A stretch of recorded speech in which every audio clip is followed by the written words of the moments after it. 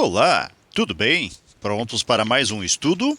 Uma fábrica de pneumáticos fez um teste para medir o desgaste de seus pneus e verificou que ele obedecia a uma distribuição normal de média 48 mil quilômetros e desvio padrão de 2.000 quilômetros.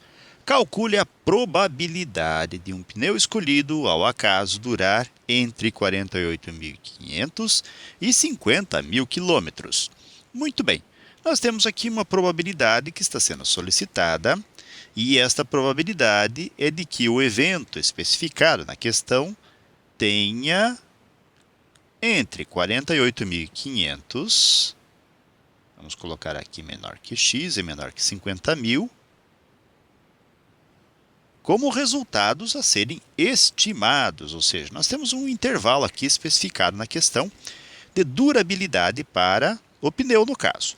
Bem, nós vamos então destacar aqui uma forma de se padronizar esses valores, ou seja, torná-los de modo que seja útil e até conveniente o trabalho com tais valores para a estimativa da probabilidade. E para poder realizar esta padronização, vamos nos servir de um modelo matemático, que fala que Z, que é justamente a letra que vamos utilizar para realizar a padronização, é como se nós fôssemos substituir x por z. E é efetivamente o que nós faremos. E este modelo fala do seguinte: nós vamos ter x menos x barra sobre S, em que x barra é a média e o S é o desvio padrão. Logo, nós precisamos coletar aqui algumas informações do texto da questão. Por exemplo, nós temos aqui a média. Vamos até especificá-la aqui, x barra, como sendo dada por 48.000 quilômetros. E nós temos também aqui dito que o desvio padrão ele tem valor S, que é dado por 2.000 quilômetros.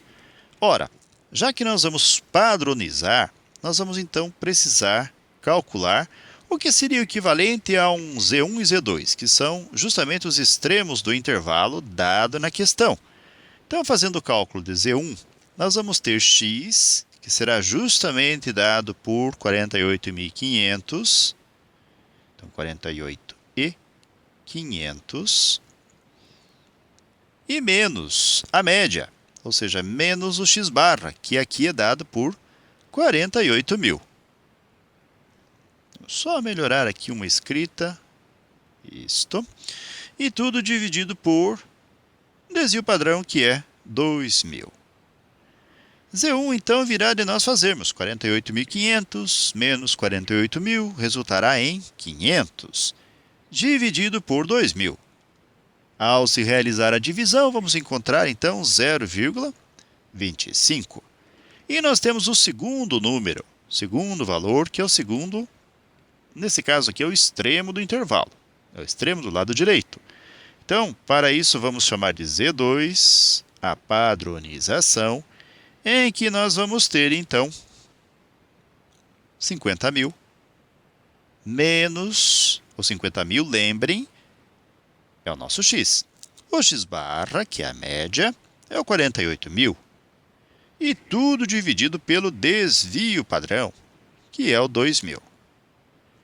Ao realizarmos as operações, nós vamos ter 50.000 menos 48.000, nos levará aqui a 2.000. E em seguida, dividindo-se 2.000 por 2.000, vamos encontrar 1.0, ou simplesmente o número 1.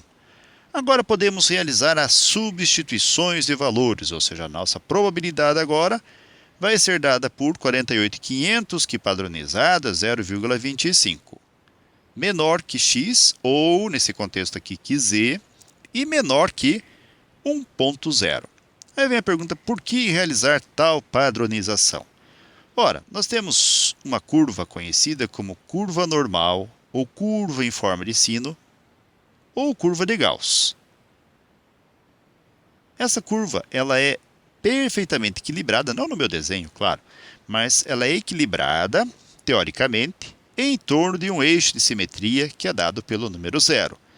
E este eixo é apoiado num outro eixo, que é o eixo z, e é um eixo real. Isso significa que do 0 para a direita nós teremos valores positivos, reais. E do 0 para a esquerda também valores, só que agora negativos e reais. Agora, quando nós padronizamos, nós temos condições de utilizar esta curva. Nós temos 0,25, que aproximadamente podemos marcar aqui 0,25, e que vai até 1,0, aproximadamente aqui. Ora, na distribuição normal, que é especificada no texto da questão, nós temos condições de associar uma área, neste caso a área deste intervalo que estamos já achurando ou pintando, se você preferir, a uma probabilidade. Então veja, na distribuição normal nós associamos o cálculo de uma área no intervalo ou nos intervalos que são especificados nas questões a probabilidades. Associação de áreas a probabilidades. Mas não é qualquer área, é a área na curva normal ou abaixo da curva normal. Claro, no intervalo que é especificado. Mas essa área, que vai ser calculada no mínimo de dois modos diferentes, pode-se utilizar de um modelo matemático próprio, é uma forma de se calcular, ou, como é o que nós vamos preferir, vamos nos servir de valores já tabelados, numa tabela que é chamada de tabela Z. Só que essa tabela, ela funciona mais ou menos assim.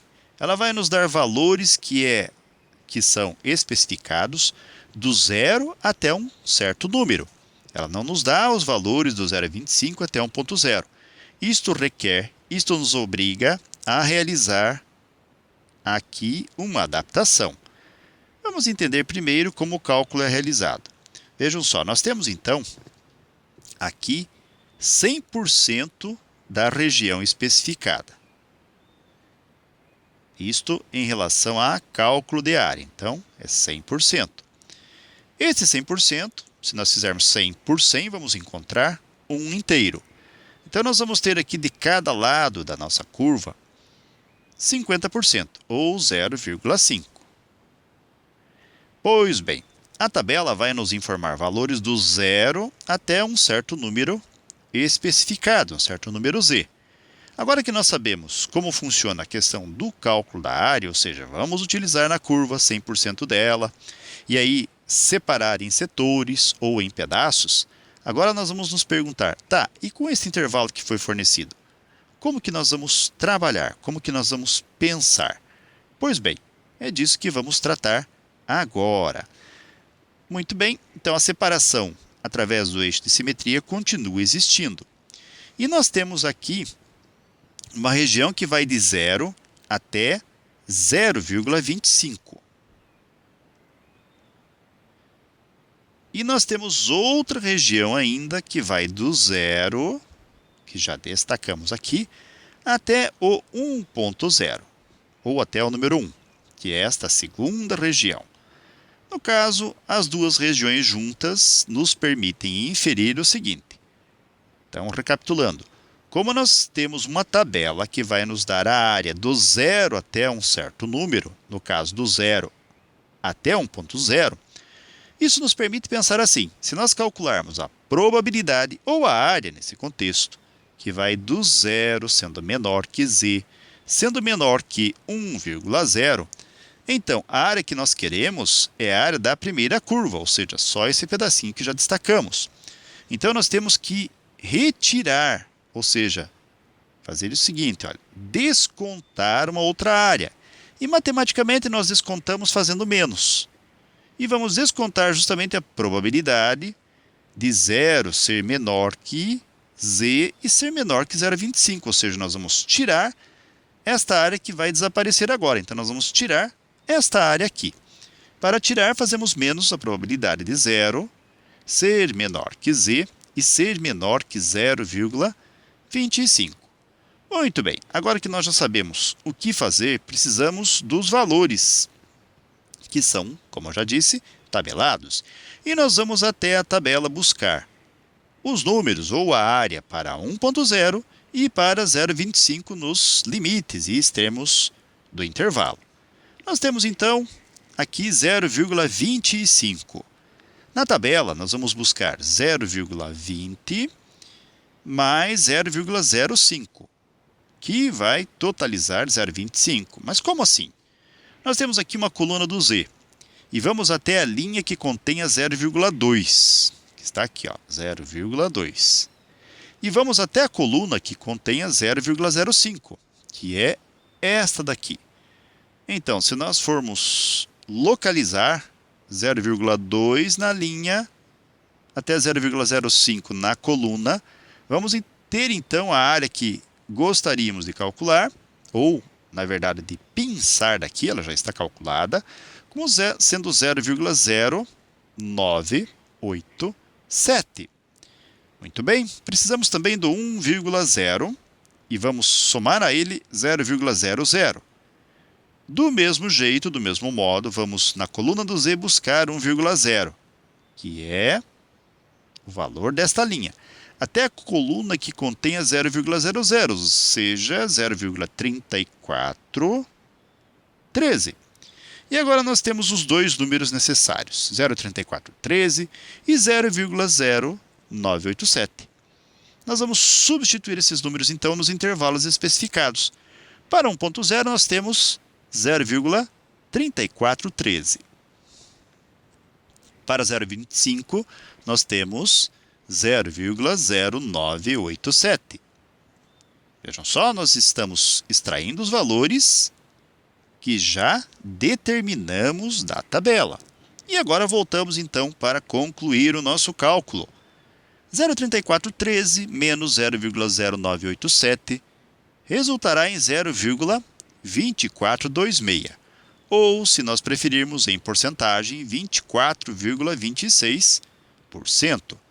Lembre que isto é justamente a porção ou porcentagem da área calculada na curva normal representada. Mas é também a probabilidade que estamos buscando, ou seja, quando se solicita a probabilidade de um pneu escolhido ao acaso durar entre 48.500 e 50.000 quilômetros, nós agora podemos dizer que essa probabilidade será de 24,26%. Certo, galera? Então, com este resultado, nós chegamos ao final de mais um breve estudo. Desejo para vocês tudo de bom, muito sucesso em sua caminhada, que vocês sejam muito felizes. Se puderem e quiserem, retornem outras vezes. E até o nosso próximo estudo. Até mais e tchau!